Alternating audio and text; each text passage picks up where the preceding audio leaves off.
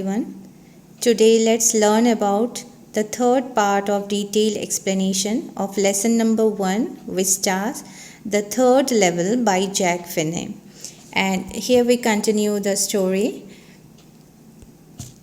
In the previous part ended with the disclosure that Charlie finally got confirmed that he was in the third level of the Grand Central Station, and this made him extremely excited and overwhelmed, and he decided to buy tickets for Louisa, his wife, and himself so that they could go to Galesburg, Illinois of 1864. And here he continues about what happens when he reaches the ticket counter. What was his experience? The clerk figured out, counted, calculated the fare, the money that he gave to buy for the journey ticket. The clerk glanced at my fancy headband, but he figured the fare. Still, the clerk was surprised, and he was feeling extremely weird to see the fancy dressing sense of Charlie. But still he continued his job, and Charlie, on the other hand, had enough money for 2 coach tickets one way.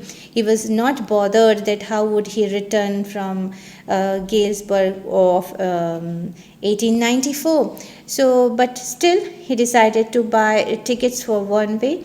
But when I counted out the money, when Charlie was busy in counting the money and looked up, the clerk was staring at me. Something just surprised the clerk. He nodded at the bills. Bills here refers to the currency note. And that ain't money, mister, he said. The money that, the currency note that Charlie had, pointing to that money, the clerk said that isn't money. And if you are not trying to skin me, means if you are trying to skin me, he said that if Charlie was trying to cheat him, deceive him, he will not be able to go so far. He would be caught. And then he glanced at the cash drawer, showing indirectly Charlie what kind of money or bills or currency note that he demanded.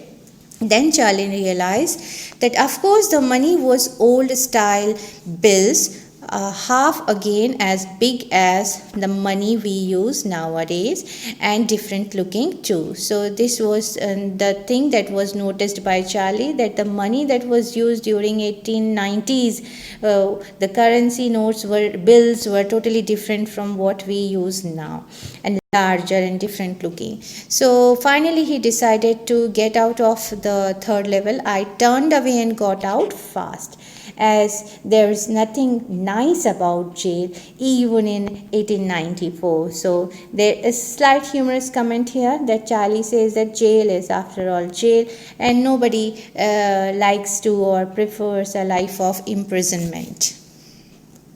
And that was that. And here he tells us that this was the experience that he had at the third level. And then I left the same way I came, I suppose he was not sure. Next day during lunch hour, I drew $300 out of the bank, nearly all we had. Whatever savings he had, he decided to use entire saving to use for exchange of old style currency notes, and bought old style currency. And when his psychiatrist friend came to know about this, he was quite concerned and worried and anxious and apprehensive for him. You can buy old money and at almost any coin dealers, Charlie tells us, but you have to pay a premium. And he was ready to even pay for the premium. My $300, that was the entire savings that he had, bought less than $200 in old style bills. But I didn't care. He was least bothered about the loss. And moreover, he thought that things were quite cheaper in those days. Eggs were 13 cents a dozen in 1894. But I have. Although he just made up his mind to just invest everything, and decided to go to Galesburg, Illinois of 1894. But however, he was never ever able to find the way again to third level. But I have never again found the corridor that leads to the third level at Grand Central Station. Although I have tried often enough, and Louisa, his wife, was pretty worried when she got to know about this, and when he told her all this, and she didn't want him to look for the third level anymore. And similarly, after some days, after a few days, Charlie also stopped searching for the way to the third level. And just after this, when he came to a halt to search for the third level, he went back to his stamp collection. Now here again we should keep this point in mind. When finally he failed to find the way again to the third level, he went back to his stamp collection. So here we may say, we can come to a conclusion that Charlie just wanted to have one or other kind of way as a refuge from reality. Now we are both looking now, but after giving this information, he tells us, just contrary to this, that although he stopped, but just few days after, now he was not alone. He and his wife, both of them together, started looking for the way to the third level. But now we are both looking every weekend, because now we have proof, evidence that the third level is still there. My friend Sam Wiener disappeared. Now what was the fact that made them to search again for the third level? The news of disappearance of his psychiatrist friend Sam Wiener. And nobody knew where. But I sort of kind of suspected, because Sam's a city boy, and I used to tell him about Galesburg, and he was very much impressed by the description that Charlie used to give about the village life, peaceful village life of Galesburg. And he would tell him that he went to school there, and he always said he liked the sound of the place. Just after listening to the description of Galesburg, he was very much impressed, Sam. And that's where he is. And now Charlie is very sure that Sam is in Galesburg of 1894. And what was the basis of this conclusion? Because one night, fussing with my stamp collection, when he was just in a mood of irritation and just dealing with the old pile of stamps, I found, well, do you know what a first day cover is? Whenever a new stamp is issued, stamp collectors buy some and use them to mail envelopes to themselves on the very first day of sale, and the postmark proves the date. And the envelope is called a first day cover, and they are never opened, and you just put blank paper in the envelope. So this is the first day cover. Further, Charlie informs us that night, among his oldest first day covers, I found one that shouldn't have been there. But there it was. It was there because someone had mailed it to my grandfather at his home in Galesburg. And that's what the address on the envelope said. Now, according to Charlie means to say here that this envelope has been mailed to his grandfather by Sam. So it's quite incredible, and it is not at all practical. But still he continues, he believes that he is true. And it had been there since July 18, 1894. The postmark showed that. Yet I didn't remember it at all. If it was there in the pile of the first day covers, why didn't he ever see it? This is the question that is being raised. The stamp was, according to him, the stamp on the first day cover was a 6-cent dull brown with a picture of President Garfield, the then president. Naturally, when the envelope came to Granddad in the mail, it went right into his collection and stayed there until I took it out and opened it now. The paper inside wasn't blank.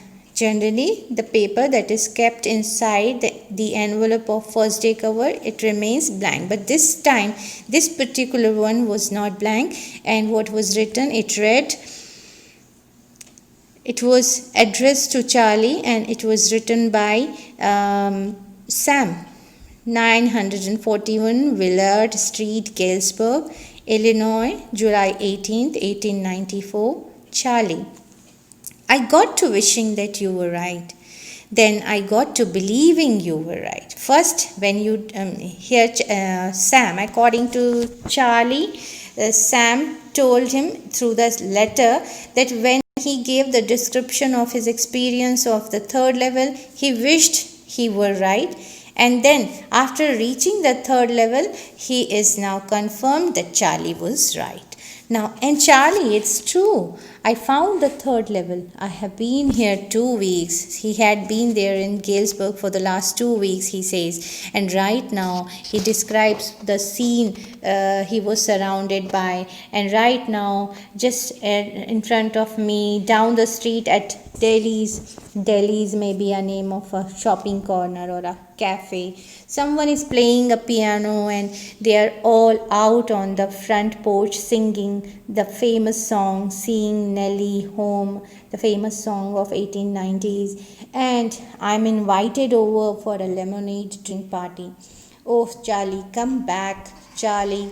And Louisa, you keep looking till you find the third level. It's worth it. It is a nice place. We deserve to be at this place. Believe me, you keep searching for it. And the note is signed by Sam. Now, at the stamp and coins later on, how did Charlie, according to Charlie, how did he confirm that Sam really had gone to third level? At the stamp and coin store I go to, generally he goes to, I found out that he came to learn that Sam bought $800 worth of old style currency. That ought to set him, and that money was enough to settle him up in a nice little hay, feed and grain business or a farmer's business. As he always said, that's what he really wished to do. And he certainly can't go back to his old business. Now here, which old business is referred? His profession as a psychiatrist. So, and of course not in Galesburg. No psychiatrist was required in Galesburg, Illinois of 1894, because people were quite happier then. They had no mental stress or sense of insecurity or fear. Mentally they were healthy. Now, just as soon as he thought of this, his old business, suddenly we see Charlie becomes conscious. Why? Sam was my psychiatrist, as if he was in need of him. So that's the end of the story. Here we have a few words of vocabulary. You can have a screenshot and or later on you can study. Textual questions. Do you think that the third level was a medium of escape for Charlie? Why? You can answer in favor or against this statement, but you need to justify your stand. What do you infer from Sam's letter to Charlie? Whichever letter has been mentioned by Charlie in the story, what do we understand by this? Now, the modern, what means we need to describe the letter content. The modern world is full of insecurity, fear, war, worry and stress. What are the ways in which we attempt to overcome them? So it is a common question, a general question that we are all victims of all these dark elements of modern world. So what do? Do we try to find out a way to a place like third level that doesn't exist, or we do something else? We need to comment. Do you see in the story, do you see an intersection of time and space in the story? Yes, the narration moves from present to past, then present, and then it has a futuristic tone. Now, apparent illogicality sometimes turns out to be a futuristic projection discuss, and we should not have any hesitation to agree with this statement that whatever achievements human beings are having today and the accomplishments made by human beings are the result of their logical thinking. So, although time travel has not yet become a reality, but still we need to justify this statement. Now, in this way, we come to the end of today's session. Kindly subscribe my channel, like and share. Hit the bell icon to get notified about the latest videos.